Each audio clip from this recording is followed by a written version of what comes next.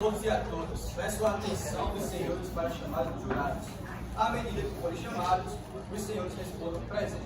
Celine, Letícia, Camila, Maria Janaína, Ângelo, Maria Beatriz, Clara Beatriz, Vinícius, Mirela, Joyce, Kaique,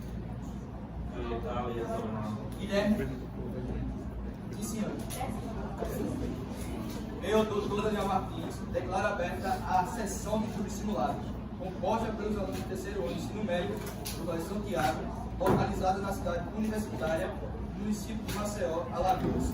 Será submetida a julgamento nesta sessão os réus Fernando Collor e Augusto Farias. Advirto que os senhores jurados não poderão comunicar-se entre si nem com outras pessoas, sob pena de expulsão do conselho e pena de perda de posse na matéria. No entanto, poderão sempre dirigir a palavra para mim. Advirto ainda que qualquer brincadeira feita por qualquer participante durante a realização desse júri simulado acarreterá pena de exclusão da atividade. Convido a todos os jurados a ficarem de pé para o compromisso. Assim como fizer o compromisso, chamarei a cada jurado pelo nome, devendo cada um responder assim o prometo. Em nome da lei, oriento-vos a examinar esta causa com imparcialidade e a proferir a vossa decisão de acordo com a vossa consciência e o que foi estudado acerca da temática. Cada jurado, ao ouvir o seu nome, deve responder assim o prometo. Celine, Letícia, Camila, Maria Janaína, Ângelo, Maria Beatriz, Clara Beatriz, Vinícius, Mirela, Joyce, Kaique e Cristiane.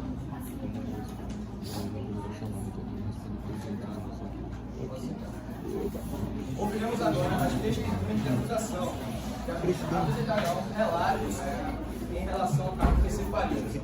Após ouvir cada testemunha, advogado e promotor podem fazer questionamentos acerca do que foi relatado. Primeiro, irmã de Suzane. Aqui, testemunha, vai interrogar. Uma palavra. Agora estamos vendo que colocar a escolha para ser.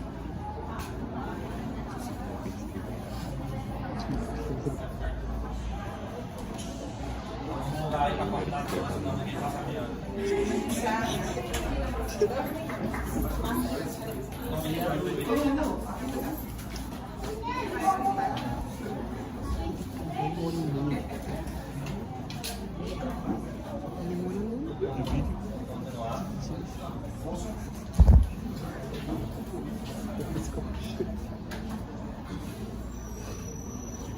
o pessoal da imprensa, a cobertura, pode tirar foto, filmar os trechinhos, tá bom?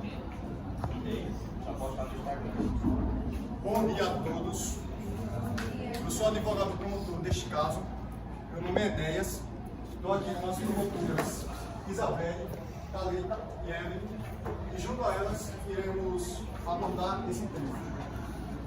Bom, para começar, a introdução, eu gostaria de falar uma biografia do PC Farias, feita pelo investigador Apolo. Abre aspas. Pense em um homem que controlava bilhões.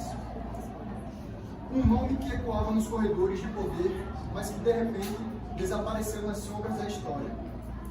Imagine um esquema de corrupção tão vasto que abalou a estrutura de um país inteiro.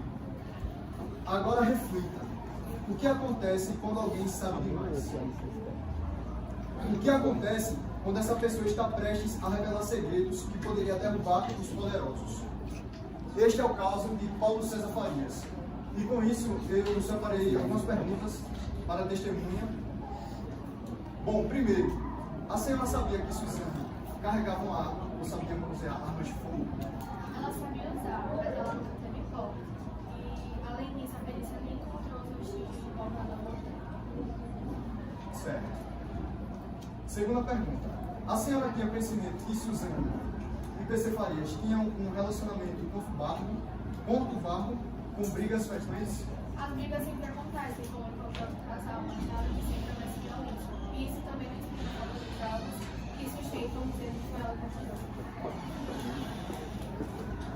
A Suzana já demonstrou estabilidade emocional em outros relacionamentos? Nunca teve uma história de comportamento instável. Ela é intensa, mas sempre foi racional.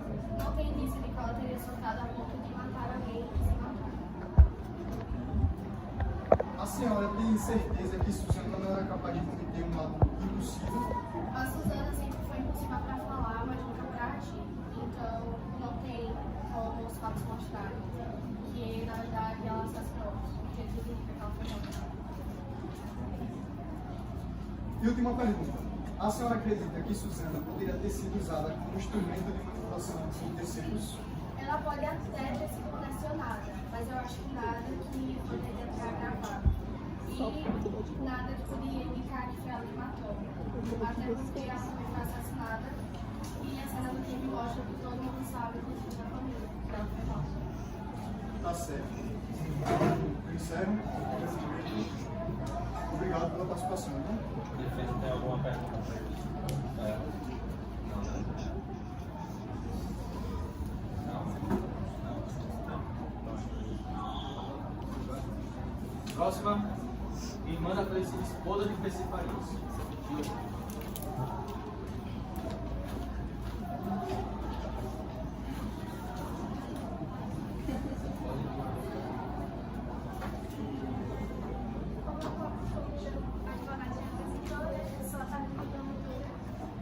Eu gostaria de começar perguntando como os filhos ficaram sabendo do ocorrido. Eu acho que Farias que ocorreu, então contou logo após a morte da pessoa, certo? E como foi dessa vez? Então, como qualquer pessoa que pode tratar. Acredito que você não tem muito contato com a Suzana, mas o que você pode dizer sobre ela? Aparentemente, uma pessoa nunca teve apenas filhos de casais, mas nunca teve comportamento agressivo. Você não tem mais filhos.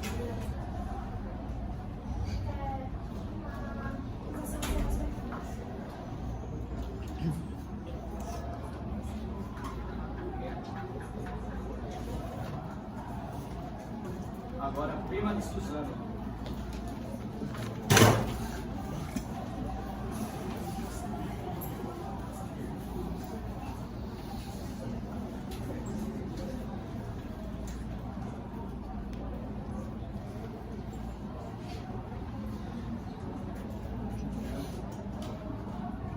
Como a senhora descreveria a Suzana como pessoa?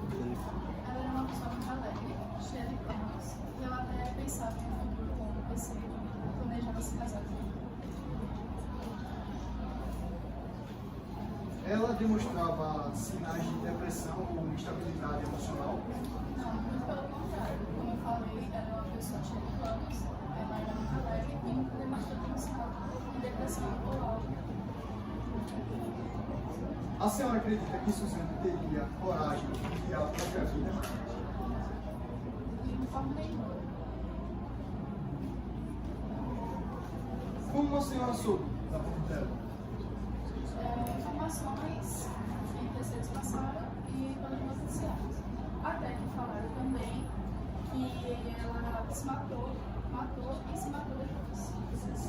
Quando a senhora viu essa reportagem, a senhora professora nessa, você acreditou? Você acreditou? Tanto eu como outras pessoas não acreditou, não tiveram acreditar nessa notícia, até porque, como eu disse, ela era uma pessoa que não demonstrava que poderia fazer isso.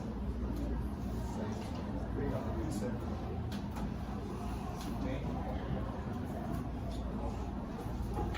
Ouviremos agora a testemunha de defesa, que apresentarão relatos em relação ao caso PC Farias. Após ouvir cada testemunha, advogado e promotor podem fazer questionamentos acerca do que foi relatado. Primeiro nome, jornalista.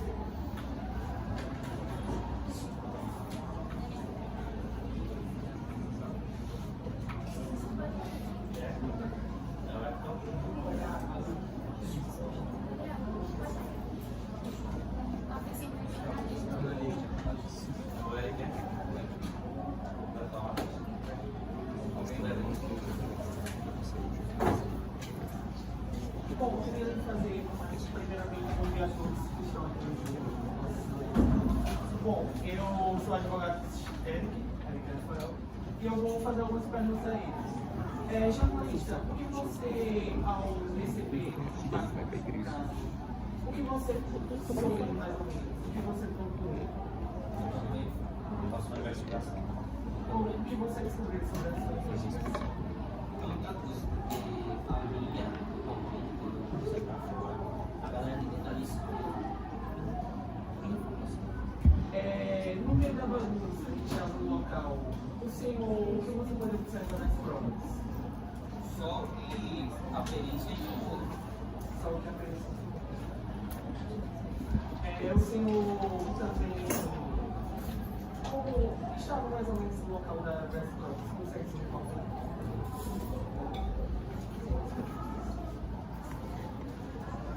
Também vai vir. O motorista vai interrogar esse. Você tem acesso a um documento sigiloso? Não? É sobre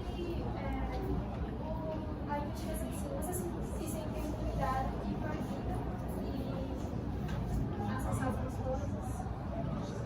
Não recebi nenhuma informação. Por exemplo, você falou logo no início que tinha dificuldade de investigar por conta das pessoas, né? Isso realmente aconteceu? Você não teve muito acesso às provas? Eu não tive muito acesso, mas eu também não tive cuidado de informar. Uma pergunta.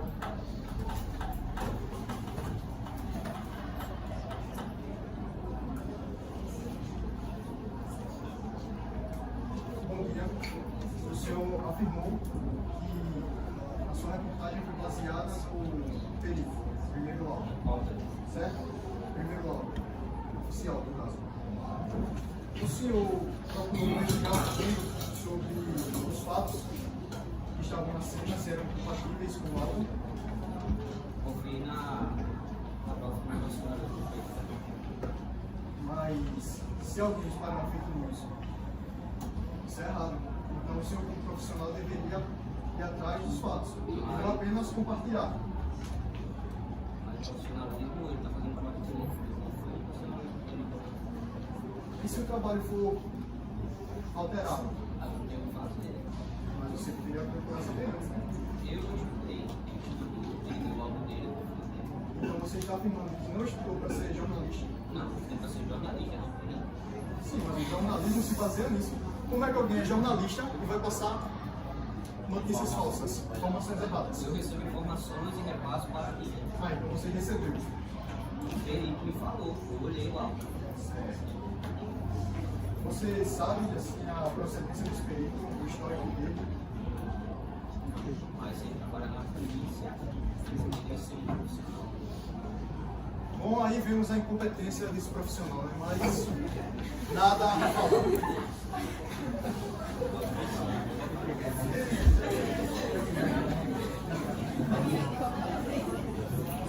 Agora, ajudante, primeiro perito.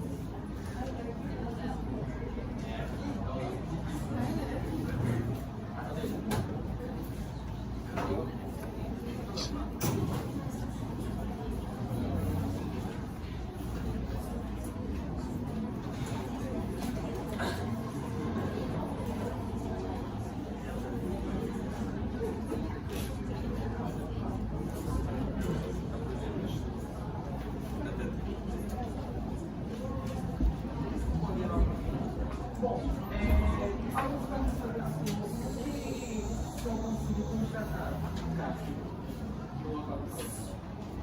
Mas eu estou colocando uma diagonal para o pessoal. Obrigado.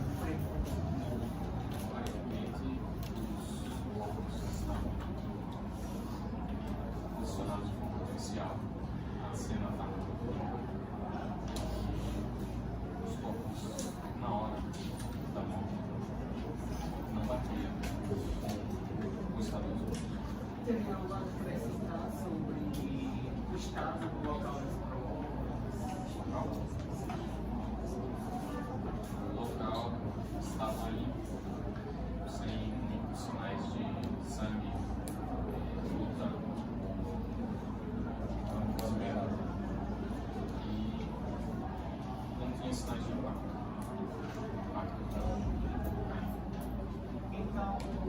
de acordo com as suas pesquisas, o senhor se contratou em um primeiro nome, correto? Qual foi a conclusão desse aí?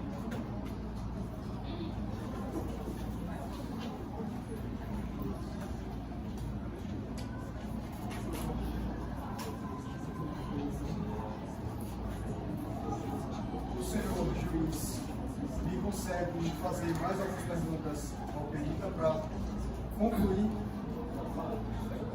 Obrigado.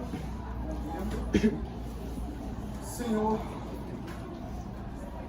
Vossa Excelência poderia explicar ao júri qual foi a principal divergência entre o seu laudo oficial e o segundo laudo? Ou seja, a diferença entre o seu laudo e o que sim. A principal diferença foi que o meu laudo relata que Suzana não matou esse país, esse matou sim, foi ocasionado pela Suzana. O senhor avaliou a trajetória do disparo que atingiu Suzana? E por que você considerou improvável que tenha sido suicídio? Sim, eu analisei. E de acordo com os órgãos da trajetória do laudo, é improvável que ela tenha tirado o esse Farias do lugar que ele estava e depois se matado com um tiro na cabeça, deitado. Certo. Anteriormente, o senhor citou que a cena do crime estava ali. Correto? Bom, então, eu e a promotoria chegamos a uma conclusão que a cena foi alterada, o que dificulta o caso.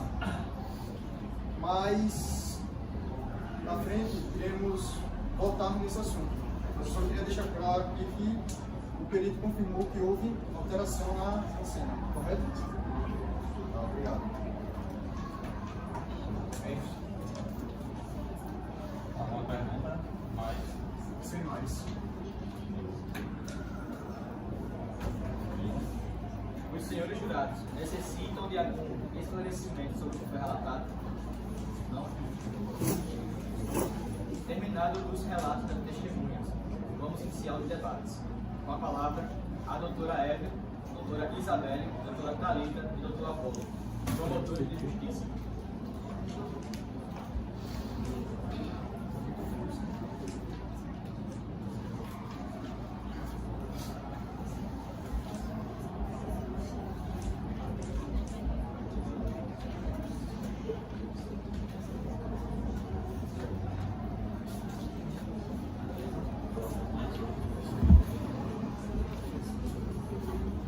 Eu gostaria de fornecer uma linha do tempo de 1980 até o ano da morte do PC Farias.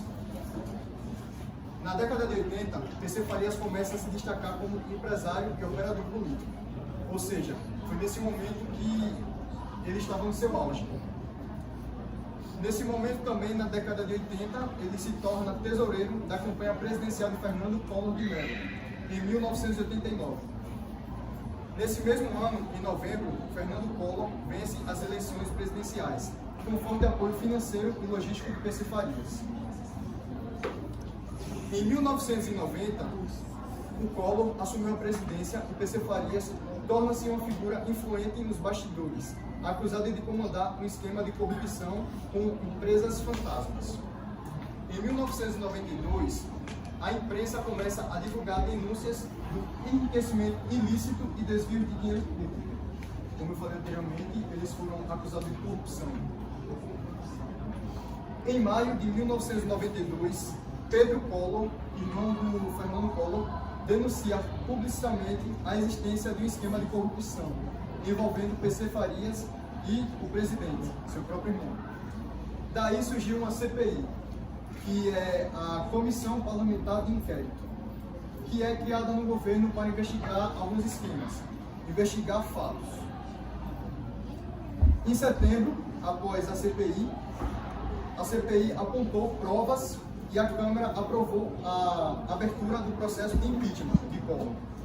E antes desse processo ocorrer, ele renunciou ao poder. Em setembro, aconteceu essa abertura do processo e em dezembro, para evitar a cassação, ele abdicou do poder. Em 1993, com essa repercussão todo o caso, o PC Farias ele foge. O PC Farias, com mandado de prisão, ele foi expedido e foge para fora do Brasil. Daí a Interpol é acionada. No ano seguinte, em junho, o PC Farias é preso na Tailândia com documentos falsos, logo após é extraditado para o Brasil. O processo judicial nessa época, o PC foi condenado por sonegação, formação de quadrilha e corrupção. E ele passa a cumprir uma pena em regime semiaberto. E o próximo passo nessa linha do tempo é 23 de junho de 1996, o ano da morte do PC e da sua namorada. Bom, na madrugada do dia 23 de junho, PC Farias e sua namorada são encontrados mortos em uma casa de praia em Maceió, Alagoas. A hipótese inicial foi que Suzana matou o seu marido e depois se suicidou, considerado um crime passional. Só que houve várias controvérsias. E a família e peritos independentes levantaram suspeitas de execução. Ou seja, não foi um crime passional, mas houve suspeita de duplo homicídio qualificado. E devido às inconsistências nas provas, ficou um mistério, pois a cena ficou, digamos que, impossível o perito chegar a uma conclusão, pois a cena foi alterada, estava limpa, e aí surgem algumas controvérsias. Será que ela matou ele realmente, ou se ambos foram mortos por terceiros? E assim eu descrevi uma linha do tempo desde o auge até a morte dele. Mais à frente iremos falar mais sobre isso. Obrigado.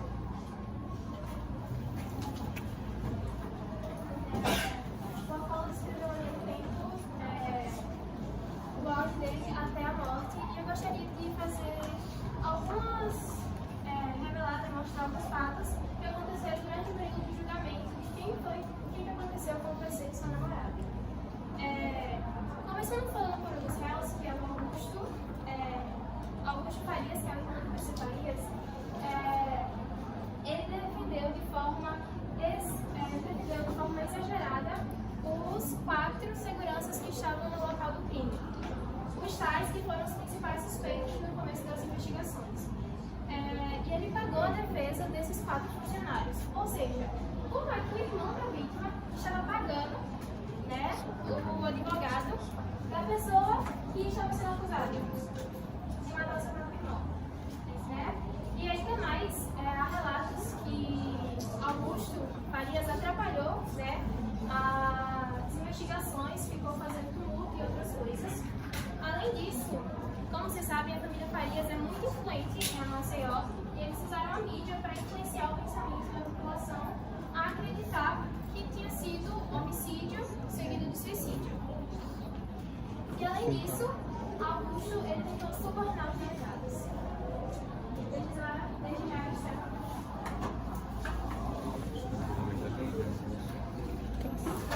Ainda da palavra, a doutor Edson, doutor Eric, doutora Clara, doutor João, advogado e defesa.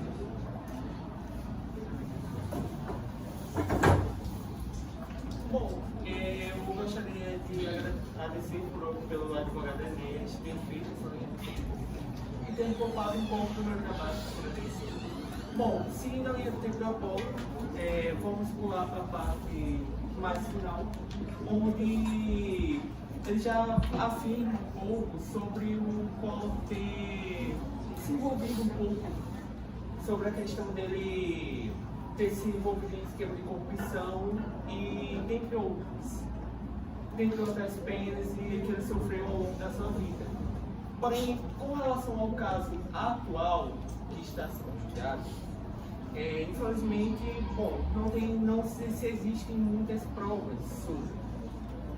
Apesar do Fernando Collor ter um domínio, de fato, já que ele era muito parceiro do PC Farias, antes de ele se desligar politicamente dele, surgiu, inclusive, a teoria de que Fernando Collor foi o mandante e até o culpado pela morte dele. Mas ele ter um domínio não indica que ele seja um mandante. Teria que ter provas. De acordo com o STF, decidiu que a hierarquia não implica domínio de fato. Não há provas que Collor comandava diretamente os esquemas, tanto pela perícia, tanto pelos aqueles que olharam e comandavam. Ele também cita, a Thalita cita o Augusto Melo, o segundo réu, o meu segundo cliente. Sobre isso, surge a teoria, normalmente é julgada a teoria, e que seria sobre inveja. A família Farias realmente é muito influente, tem muita produção financeira. E PC Farias, assim como o advogado Enéas citou, era muito influente. Na sua carreira ele conseguiu muito dinheiro, muita fama. Mas isso não implica que Augusto tivesse algo semelhante.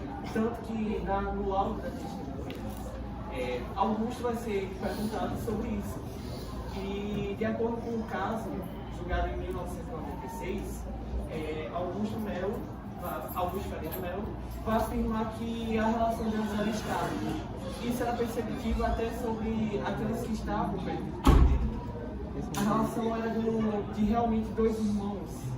E ele afirma não ter nenhum interesse no dinheiro ou nas questões financeiras ou na fama do irmão.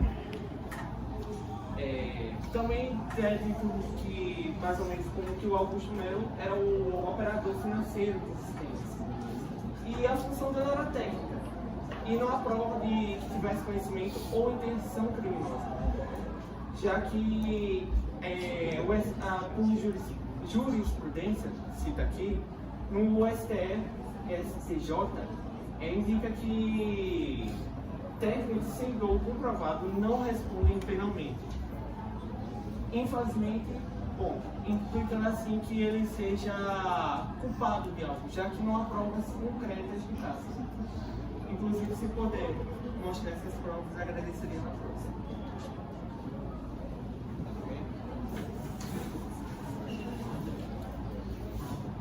Bom, o defensor do caso me atacou em 2 pontos.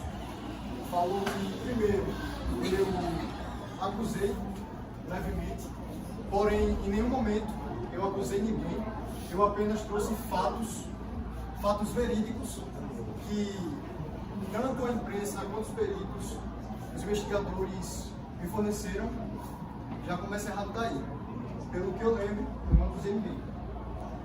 Os senhores júris estão de prova, me corrijam se eu estiver errado, mas ele já está sendo controverso daí.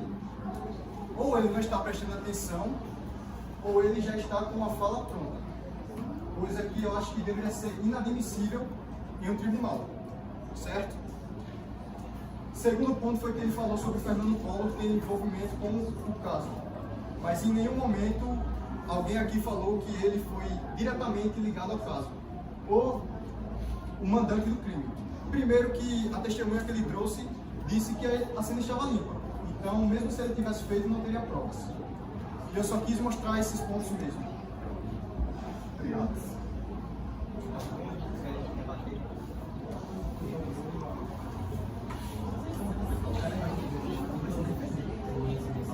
Bom, respondendo a pergunta, primeiramente ele já começa falando que acusa levemente.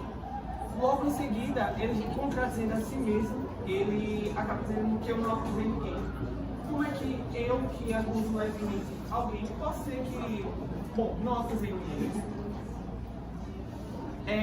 Trazendo para um contexto para facilitar a compreensão de vocês, eu poderia dizer que a Júlia Celine roubou, sei lá, um pirulito. Acusado, talvez ela tenha roubado o pirulito. Mas, logo em seguida dizer que ela não roubou nada.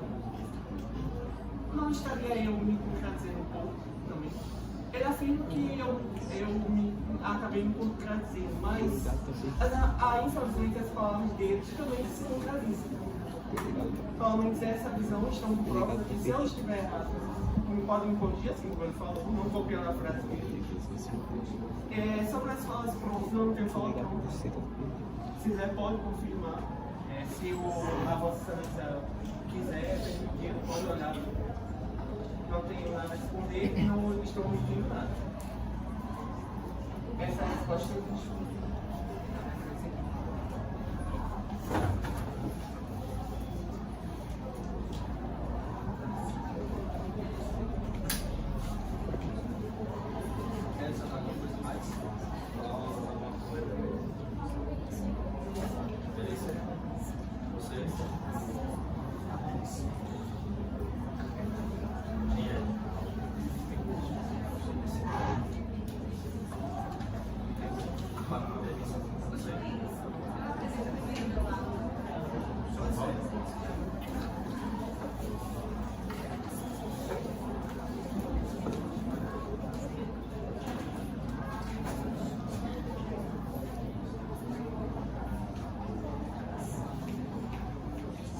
Primeiramente, bom dia a todos os ouvintes. Eu gostaria de apresentar o meu laudo pericial com base nas investigações que foram realizadas, né, sobre o ocorrido que levou a essa fatalidade, né, que levou ao óbito de duas pessoas, de um casal, né, de Paulo César Farias e de Suzana Marcolino. Então, gostaria de começar me apresentando. Meu nome é Carolina Guedes Freire. Tenho como cargo perita criminal oficial do Instituto de Criminalista.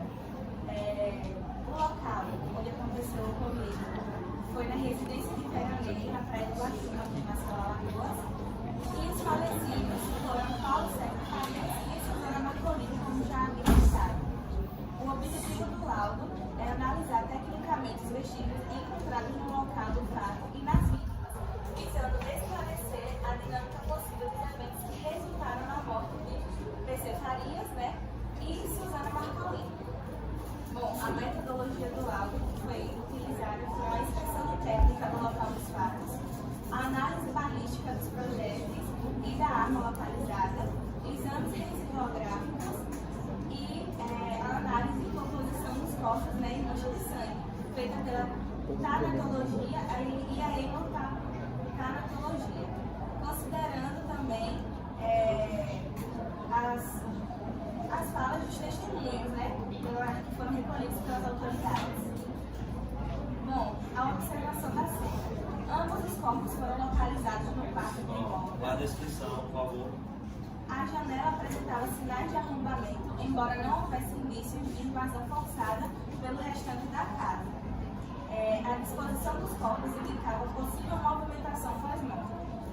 Nenhum sinal aparente de luta corporal ou resistência foi verificado.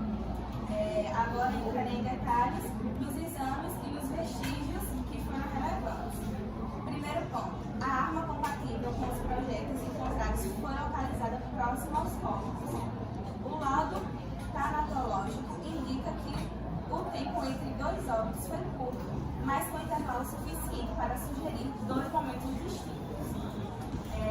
Terceiro ponto, testemunhos de brigas anteriores entre o casal foram registrados, assim como indícios de abalo emocional de ambas as partes, tanto de Suzana Marcolino quanto de Paulo César Farias.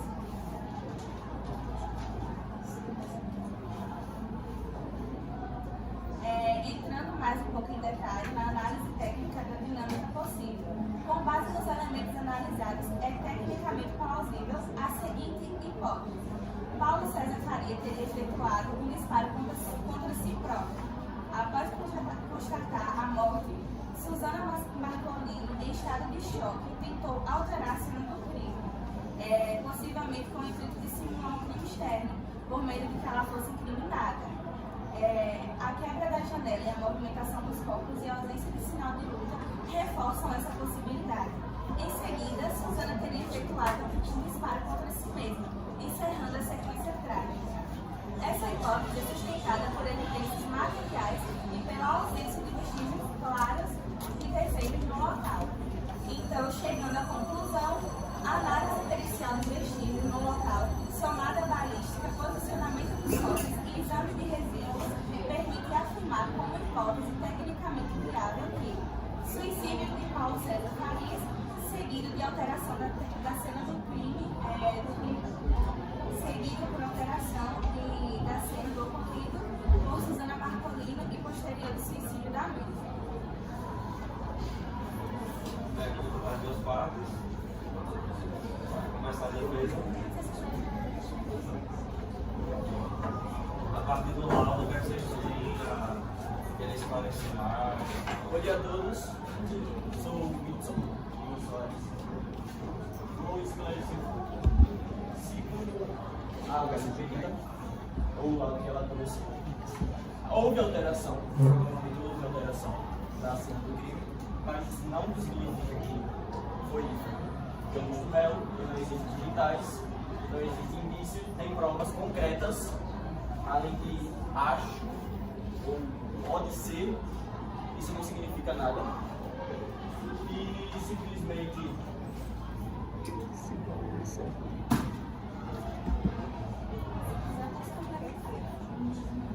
Bom, segundo o laudo dos exames tanatológicos que foram realizados, indica que o tempo entre os dois óbitos foram curtos, mas com intervalo de tempo suficiente para sugerir dois momentos distintos. Ou seja, o laudo aponta que Paulo César Farias teria se matado primeiro, teria cometido o ato de suicídio primeiro. E Suzana Marcolino, logo após, viu a cena e como ela ainda estava assim viva, ela poderia sim ter alterado a cena, tentando ajudar, tentando socorrer, pois era namorado dela. Ela provavelmente estava abalada. Aí, segundo o arrombamento que houve, pode, como não tem sinal de arrombamento na porta, e os seguranças tiveram que observar o que estava acontecendo lá dentro, teve que simplesmente arrombar a janela do caso para observar ou entrar e socorrer, tentar prestar algum tipo de socorro, e não foi isso. Que não tiveram sucesso, né? Porque logo após ela ainda em estado de choque com o emocional claramente abalado, acabou cometendo o ato de suicídio também.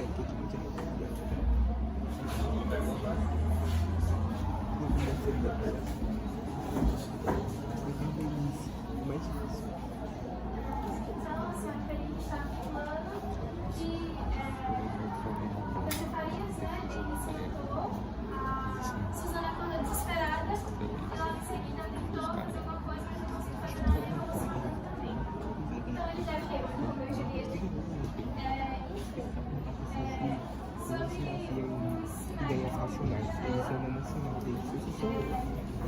sinais.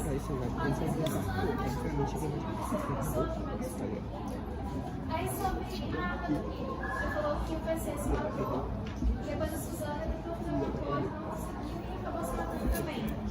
Mas a arma do crime na posição, eu queria adicionar uma prova adicional. Eles não podem, pode que eles podem ver. Eu não sei onde eles recebem as imagens do O beijinho assim. todos aqui presentes podem ver. A arma do crime é deixar localizada aos pés da cama, perto dos pés de Suzana. Seria uma distância aproximadamente 40 centímetros. Como que a arma foi para tão distante, sendo que ela tinha se suicidado? E por que ela se suicidou atirando no peito dela? Não é comum, principalmente em suicídios de mulheres, normalmente se acontece na cabeça ou na boca. Por que ela atirou no peito? Bom, para que a morte pudesse ter acontecido de uma forma mais rápida, pois sabemos que o peito é um lugar letal, sim, fatal, onde as chances de sobreviver a um tiro no peito é muito baixa, então qualquer pessoa tem ciência disso e ela pode ter feito no ato do saber dela, que atirando no peito seria mais rápido. E como a arma foi parar os pés dela, ela pode simplesmente ter caído e a arma pode ter sido arremessada para o lugar onde estava sendo encontrada. Porém, depois a perita vai escrever mais detalhes, mas o corpo, quando morre, ele pode sofrer esses disparos e lançar algo, mas ele não consegue lançar uma arma nesse peso a uma distância de mais de 40 centímetros. Tem mais? Eu gostaria de continuar. Bom, a perita afirmou claramente que a vítima da Suzana poderia ter atirado no peito para ser mais rápido, certo? Coisa que não faz sentido algum, porque se eu estou com algum tipo de problema, quero me matar rápido, vou atrás da cabeça. Normalmente, nos suicídios, isso é o que acontece. E por que ela atirou no peito? Dá pra ver que a perfuração está no peito, como ela falou, mas ela acaba se perdendo na fala, pois não está sendo compatível com os fatos. Se ela queria se matar mais depressa, seria na cabeça dos fatos. Vossa Excelência não acha? Suzana estava em estado de choque. Claramente ela apresentava instabilidades emocionais. Ela pode não ter raciocinado de uma forma tão lógica na hora. Todos concordam que ela estava em estado de choque, ela estava abalada emocionalmente. Está certo. A gente irá convocar a perícia. Perícia essa que analisou a posição do corpo dela. A segunda perícia. Eu posso me dirigir a palavra a ela? Está dispensada aqui. Está dispensada. Não, foi pro terceiro, foi o corre, foi o cara não existe. Bom dia. E não foi o foco. A senhora foi na segunda perícia. Terceira? Ok. E sobre a posição do corpo da vítima, Suzana? Eu não entendo disso, sou promotor, não sou perito, mas eu acho óbvio que foi uma posição de defesa, não de ataque. Então, a senhora general vai falar sobre a posição do corpo dela em relação à tese que a outra perita afirmou do suicídio. Claramente, pela imagem que temos do crime, aqui não vou dizer que foi o terceiro, mas tem como ter até a imagem de como mataram o Paulo, certo? Sim.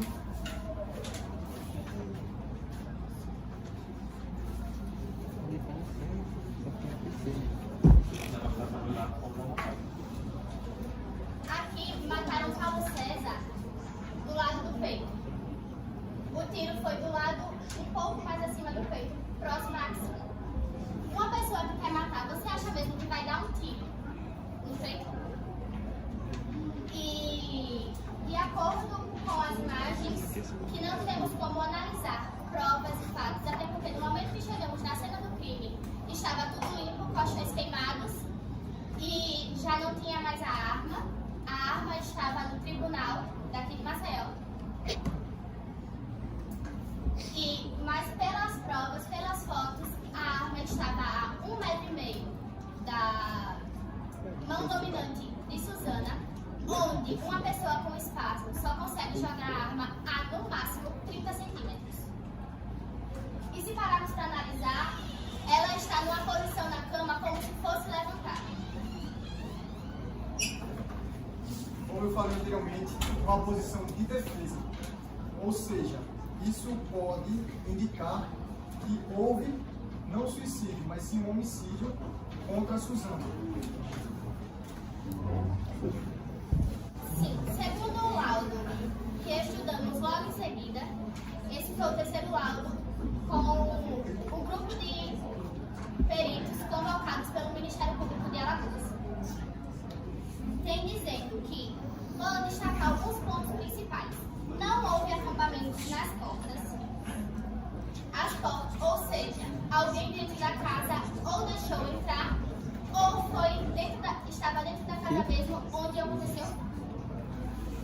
Nas mãos de Suzana não foram encontrados resíduos de pólvora. Quando você atira, suas mãos vão ter resíduos de pólvora por conta que a bala sai tanto pela frente como sai fumaça por trás.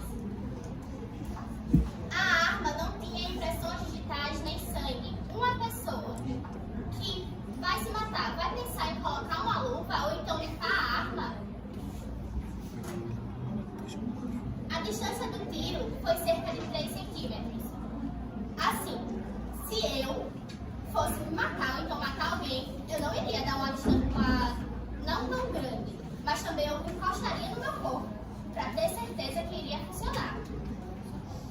E ela tinha marcas no pescoço de hematomas, como se ela tivesse sido agredida antes de morrer. Aqui nessa imagem, tem a imagem da traqueia dela, logo após ser exumado. O corpo dela teve a exumação do corpo, e aqui tem a imagem da traqueia, onde tem uma leve fissura. Podem olhar se quiser. Tem uma leve fissura na traqueia, como se alguém tivesse enforcado. E esse osso apenas quebra ou fissura se estiver com sinais de estrangulamento. Bom, com base nessa fala, vemos que temos aqui uma profissional que investigou a cena do crime, não supôs que teve arrombamento, ela trabalhou com fatos verídicos. Aí fica a critério dos senhores jurados, em quem acreditar. Se vai acreditar em uma perita que analisou os fatos ou em uma que disse algo que não contradiz com a verdade. Algo que não bate, não é compatível com os fatos. Outra coisa que eu quero ressaltar é que o segundo perito, que foi George Sanguinetti, ele contestou o laudo da primeira perícia, onde dizia que Suzana matou e se matou logo em seguida. Ele contestou dizendo que esse laudo aqui, que tem da terceira perícia, foi baseado no laudo do segundo perito, o George Sanguinetti, onde foi testemunha de defesa do laudo. Dos textos. É sobre a questão do ângulo do tiro. Como nós sabemos, quando acontece um disparo, a arma sofre um trajeto, certo? Então, na primeira perícia foi feita de forma... A primeira perícia foi feita de forma muito rápida e eles alegaram que Suzana tinha uma altura maior do que ela tinha. Isso pode influenciar no laudo? Isso pode influenciar, até porque atrás do local onde ela faleceu tinha uma parede que foi perfurada e logo em seguida a poltrona foi perfurada. Não sei se dá pra ver aqui, mas se os senhores jurados quiserem ver, tem a Suzana, no primeiro laudo, tinha 1,67 m, onde esse era a altura de PC. Suzana tinha 1,57 m. Então, o disparo, a medida que a bala se movimenta, seria diferente. A outra perita afirmou que ela pensou Suzana, ela estava no momento de desespero, ela teve o raciocínio de pensar que um tiro no peito seria mais rápido do que um tiro na cabeça. Mas uma terceira pessoa que seria envolvida não pensaria a mesma coisa ao tentar matar alguém? Um tiro no peito seria mais rápido? Com toda certeza, até porque quando pensamos em se suicidar, o primeiro local que pensamos é a cabeça, ou vamos dizer que o cérebro explodir. Vamos dizer que seja assim. Então, a perita afirmou que a Suzana, mesmo em estado de desespero, ela parou para pensar e para analisar que seria melhor ela se matar direto no coração ao invés da cabeça, que é o que normalmente suicidas pensam. É isso? Não vou contestar o laudo de outra pessoa, até porque ela também estudou. Mas é basicamente isso. Obrigada.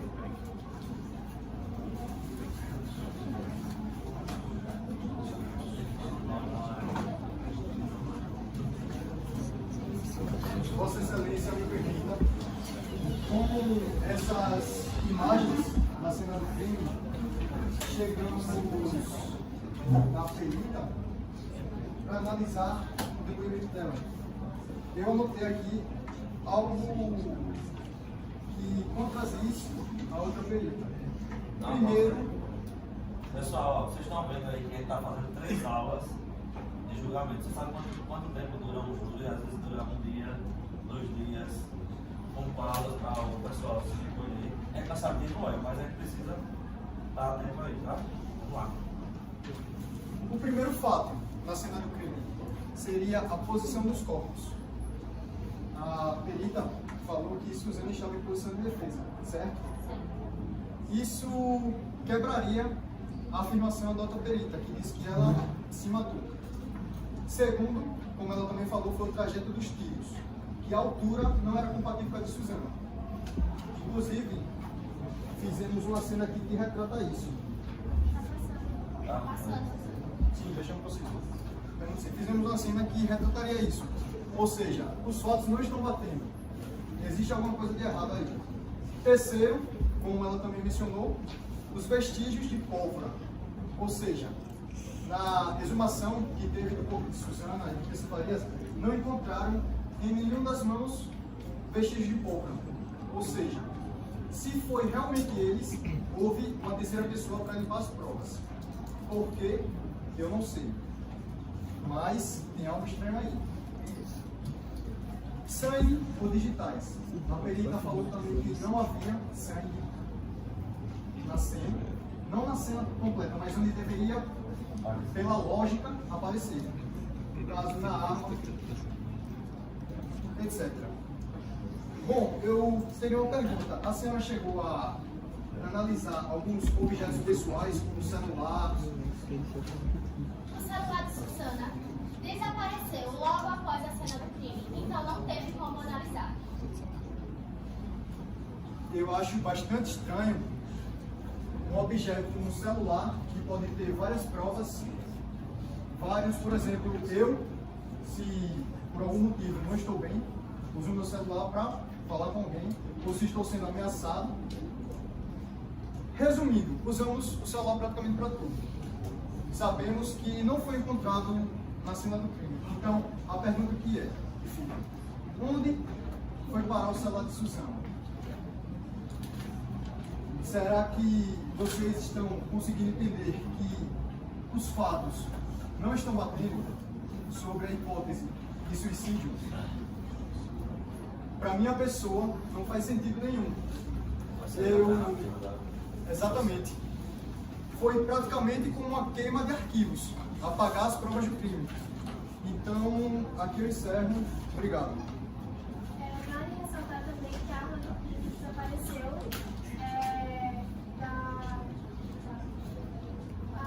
a arma do crime desapareceu do fórum e que a Suzana ela era canhota. E se vocês olharem a imagem como a gente mostrou, né? Se vocês olharem a imagem, ela era canhota, mas a imagem dá a entender que ela usou a mão direita para se matar. Então, como é possível alguém que é canhota tentar se matar e usar uma mão que não é dominante?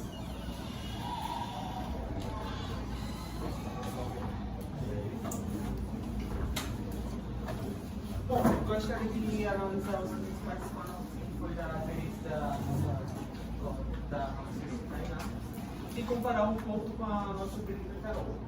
Bom, como vocês sabem, em 1996 saiu lá no oficial de Bradão Barreiros, que foi o primeiro legista do caso.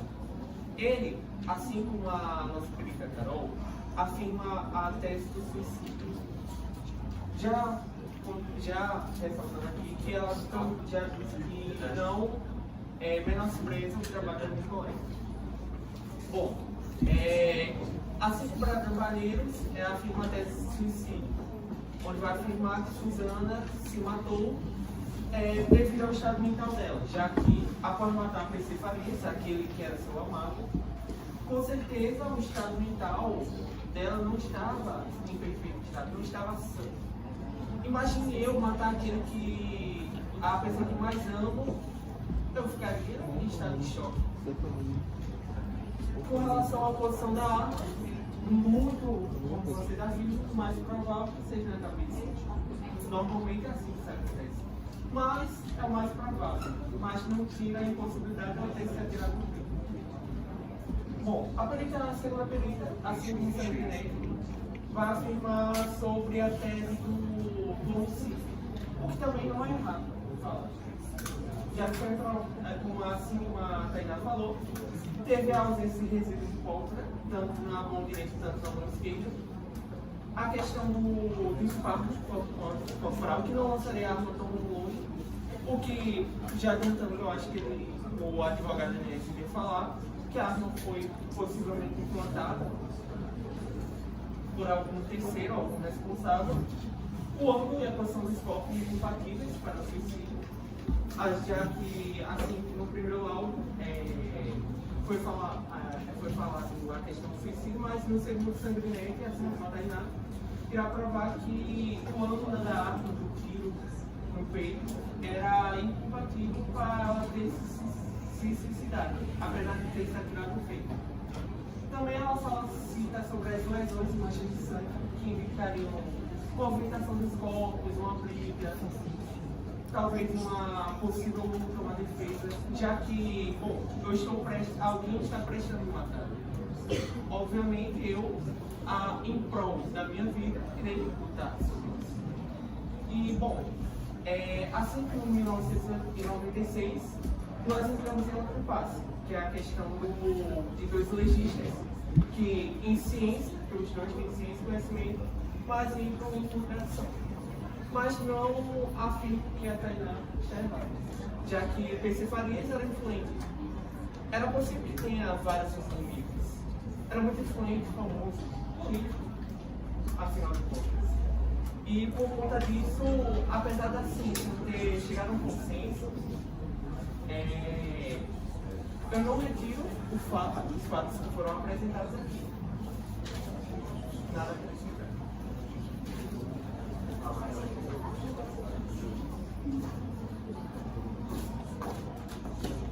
Os senhores jurados estão aptos a julgar?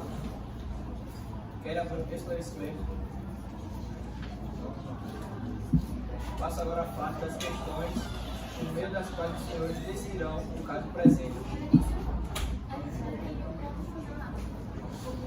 Qual seria a visão deles e a visão de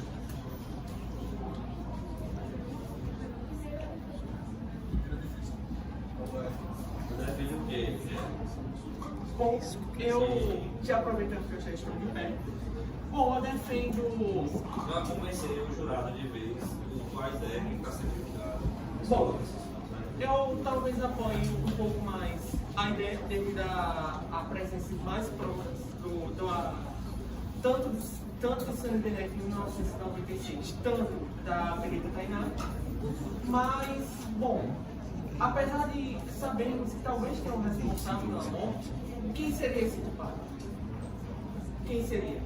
Assim como foi citado, o local de provas teve muita gente. No dia da morte, a segurança entrou vários jornalistas, como a nossa testemunha, o jornalista Hector, ele não foi barrado de mexer no local. Então, pode sim, é possível ter algum responsável por isso. Mas é impossível afirmar quem teria sido. E principalmente, além de quem matou, quem seria o mandante. Este é o que apoio. Eu protesto. Protesto em que, meu amigo? Eu não sei se o senhor sabe seu defesa aqui.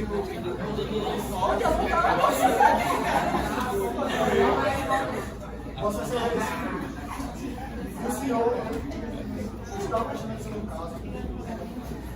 O que a testemunha da defesa falou, o doutor Leonardo, ele deu fatos por estabelecer no tribunal. respeitando o juiz.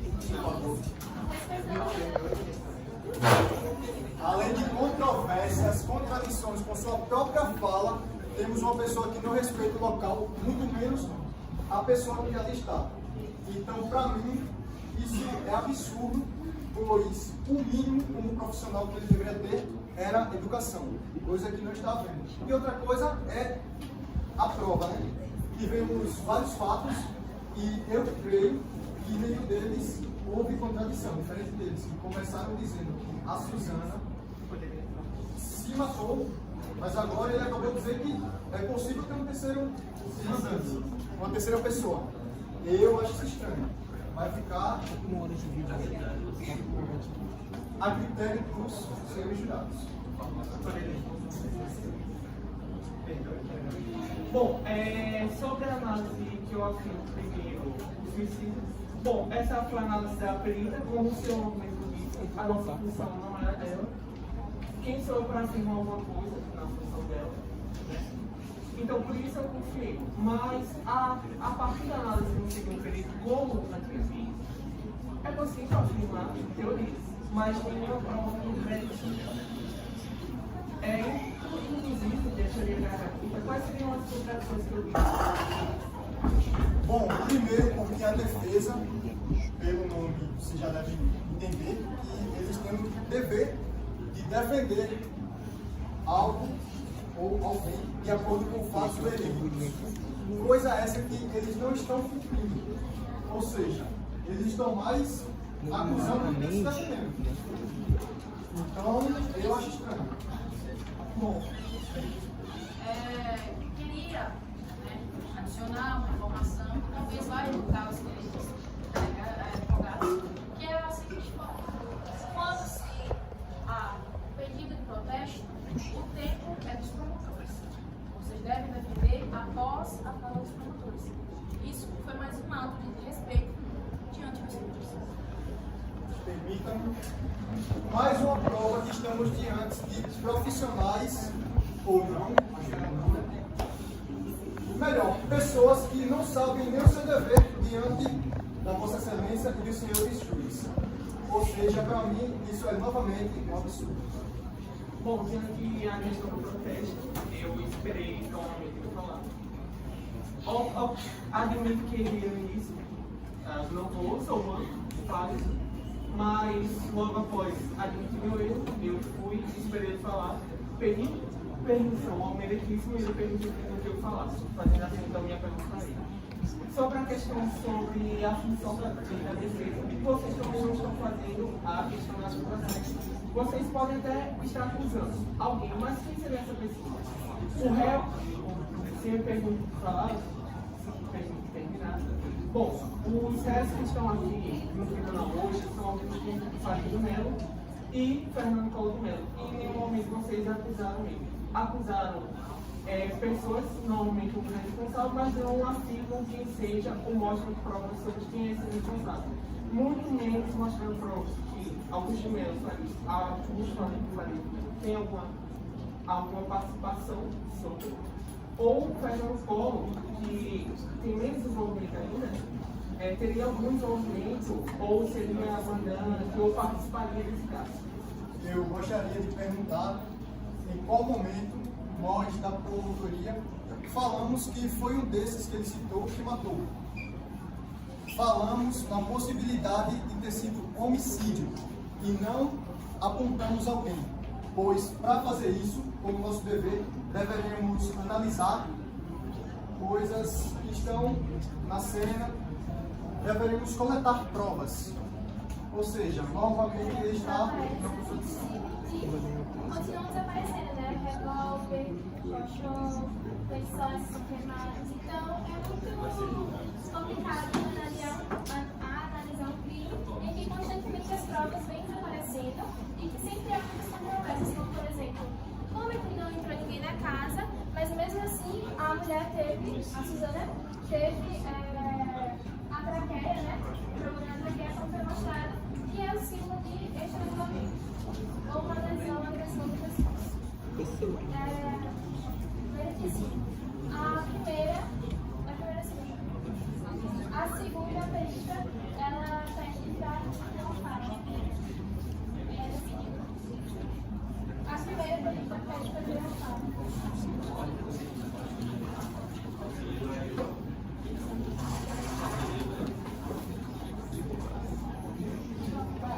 Primeiramente, eu gostaria que, ao decorrer, não, eu queria que vocês continuassem. Novamente nós falamos aqui. Eu quero agora utilizar o direito dispensa também todo o resto do decorrer do tribunal, porque vocês acabaram invalidando o meu trabalho e o meu laudo. Eu apresentei um laudo para vocês, vocês me contrataram para quê? Para analisar os fatos e a cena do crime ocorrido. Analisei, trouxe os fatos, prestei o meu laudo e vocês acabaram de invalidar, dizendo que houve mandante, que houve terceira pessoa. Eu não constatei isso. Vocês estão acabando invalidando a minha profissão, minha profissionalidade, minha profissionalização mediante as pessoas que aqui estão presentes. Vocês estão meio que sujando a minha imagem. Meu diploma, tudo meu, que valia de quê?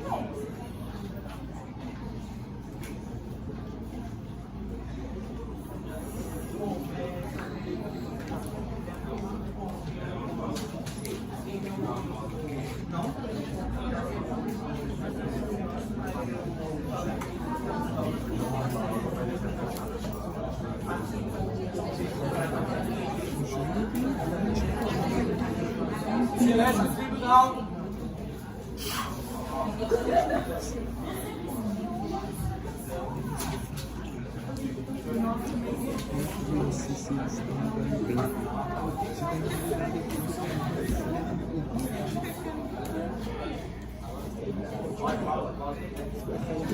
Espero que sim.